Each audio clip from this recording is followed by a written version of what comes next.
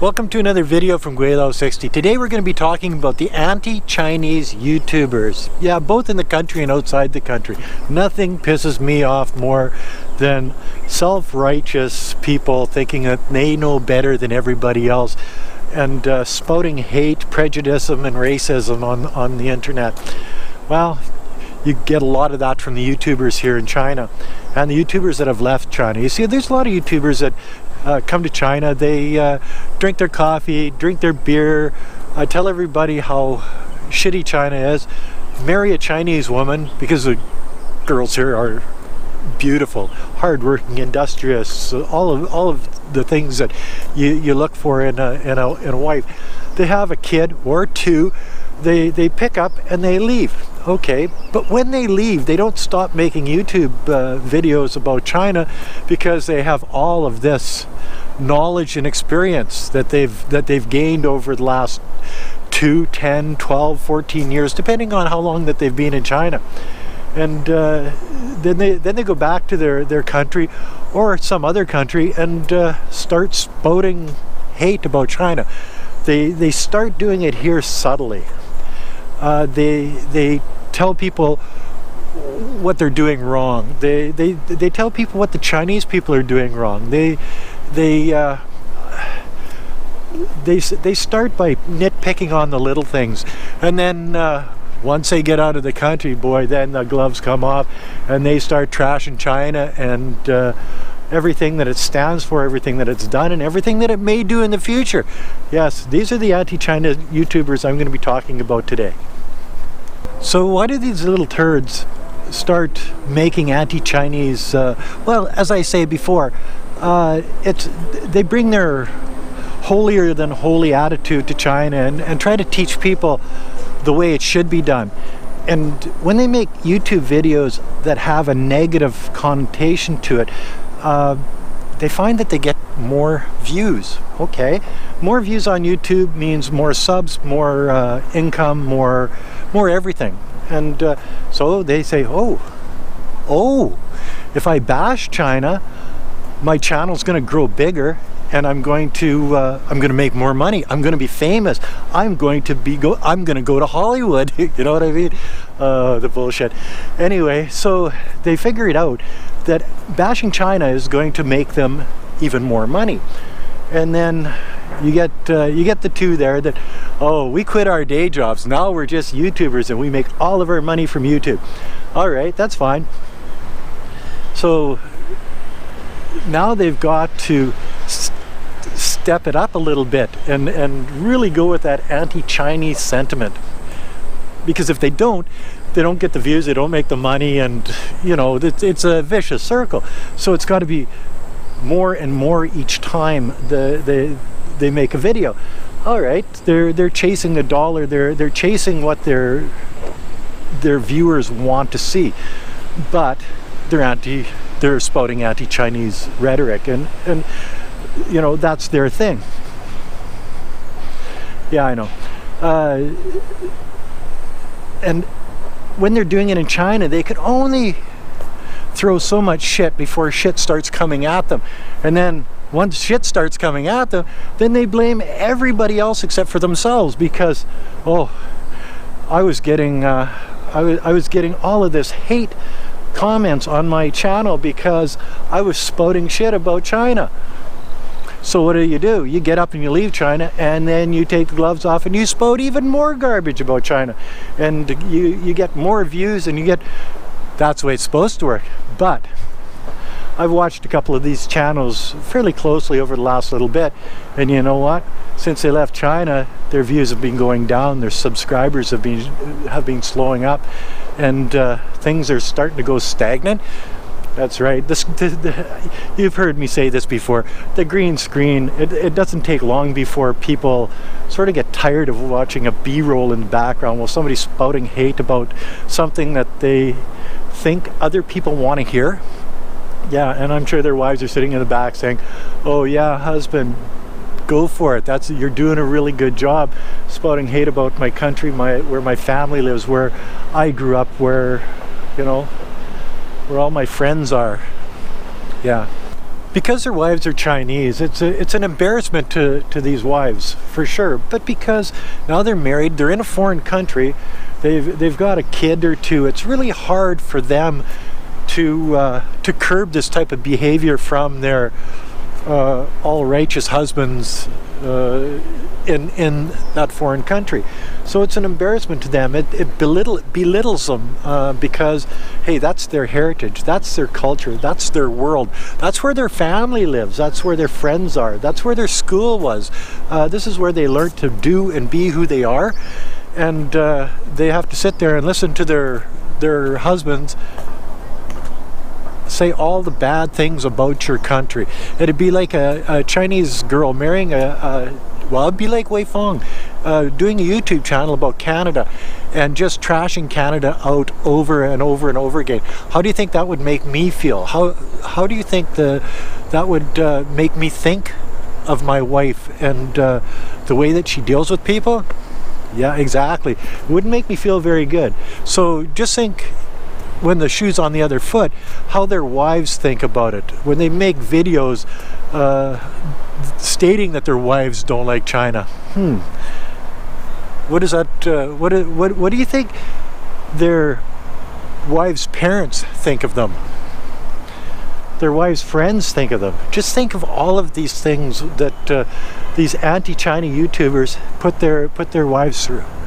I learned from my mistakes most of the time. Sometimes I keep making the same mistakes over and over and over again. But I learned from my mistakes. I joined a WeChat group here, I don't know, a month ago. Let's say about a month ago. And it's YouTubers, YouTube creators in China. So YTCC. Oh yeah, that's fine. And when I got into it, there was some fledgling YouTubers that didn't have a lot of subscribers, didn't have a lot of hits, and I thought, yeah, why not? Maybe it'd be fun. And then you get the two boys from LA come into it, and the anti-China sentiment starts to be the norm in this thing. Yes, so. I bounced out of that really quickly because you're guilty by association if you put up with it. If you condone it, then you're part of it, and I'll have no part of that. Oh, and I learned another thing in this little group chat. If you make a video about birth tourism or anchor babies, and then you go have an anchor baby of your own in the United States, another YouTuber can't make a video about that because then that YouTuber is a bad guy. Yeah, that would be me. I didn't put it on. I thought about it. I thought, yeah, no, but you just get ganged up on. Holy smokes! Then the anti-China sentiments start coming out. When you make a video about birth tourism and saying it's okay, and the American chest comes out and all the reasons why it's bad. Yeah, so I learned from that. I learned to not deal with these type of people. Yes, and because these other YouTubers are bigger than these small guys, well, they sort of look up to them. They want them to mention them on their channel so their channels get bigger. And I know I'm all through this WeChat thing. When I air this video, it's gonna say, do you know what Gweilo 60 said? Oh my god, he's an asshole. But whatever, it is the way it is. And you see, I make these videos not for money.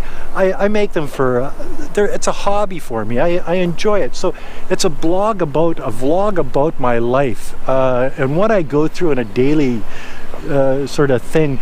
And if something happens to me, guarantee it's going to make it onto my YouTube channel. Why? Because that's what I do. It's who I am. And if people don't like that, I care not. The YouTube creator creators in China wasn't a total loss, though. I met another YouTuber, Alex Absolute, and we made a couple videos together. So, and sort of like a little bit of a friendship. And he does good stuff. You check him out. I'll put a link down in the description here to his channel. But you see, we've made a couple videos together, and we don't always see eye to eye. But he doesn't dictate to me, and I don't dictate to him what I should be thinking or he should be thinking. We have our own thoughts, our own ideas, and I think that's what makes it work with the videos between him and I.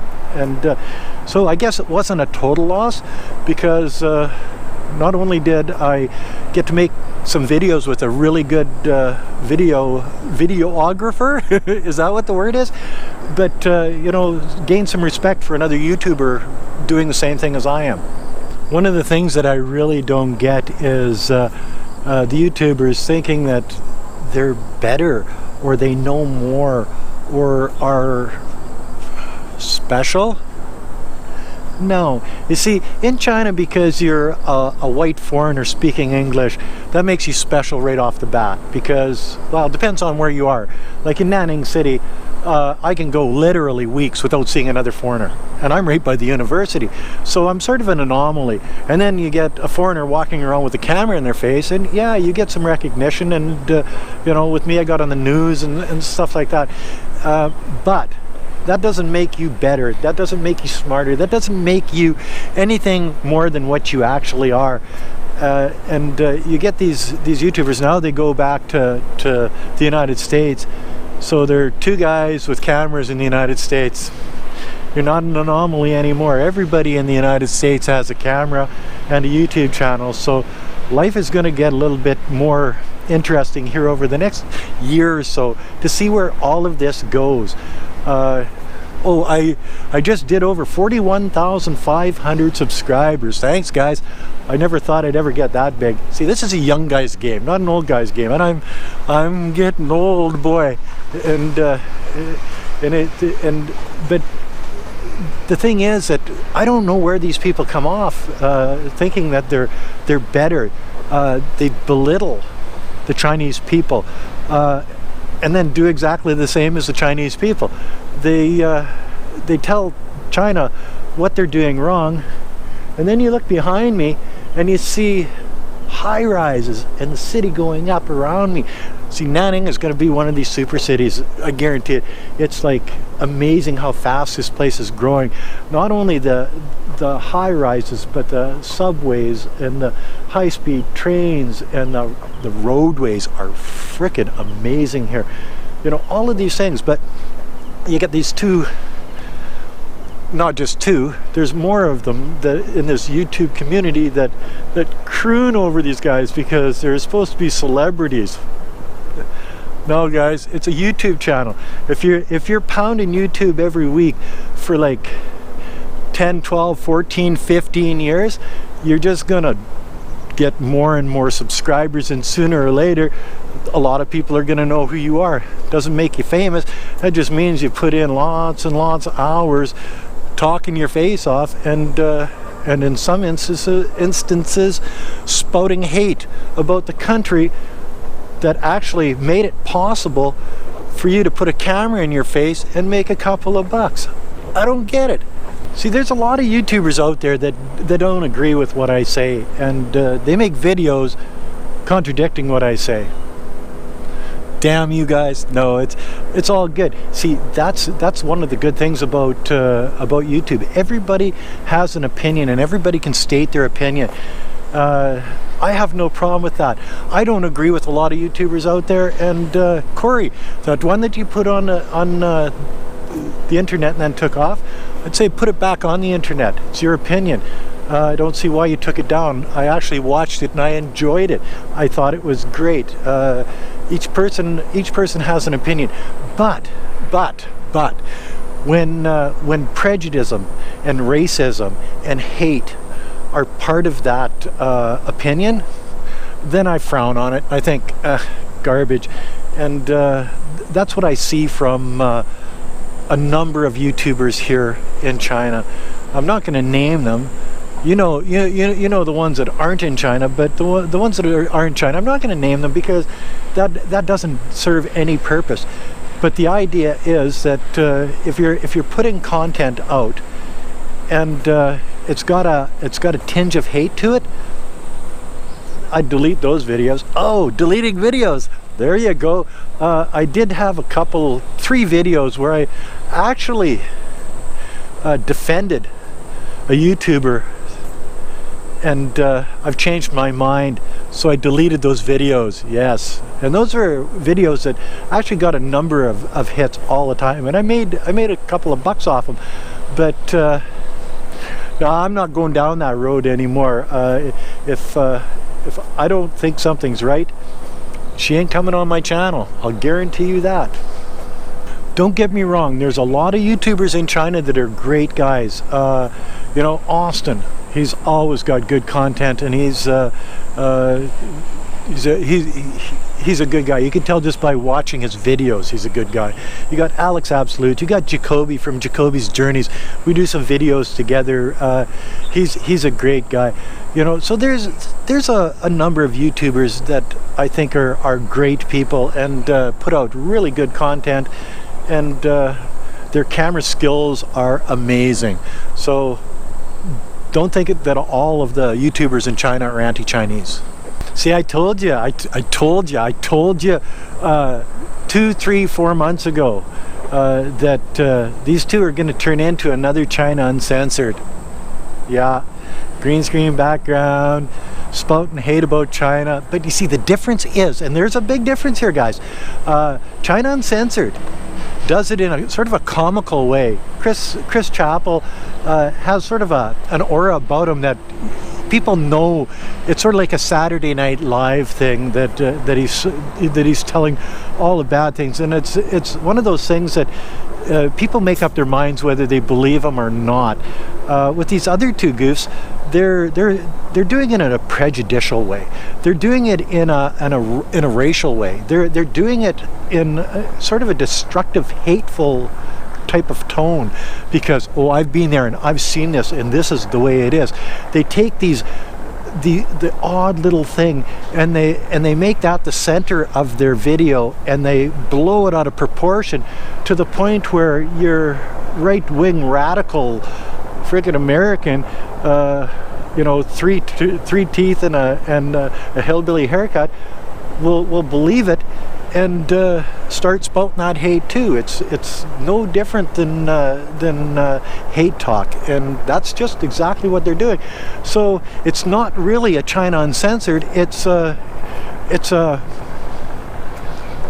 dangerous, prejudicial way of doing a China Uncensored.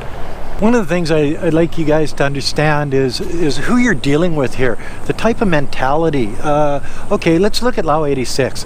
When I was just starting out doing YouTube videos, I don't know, I maybe made 4 or 5 videos.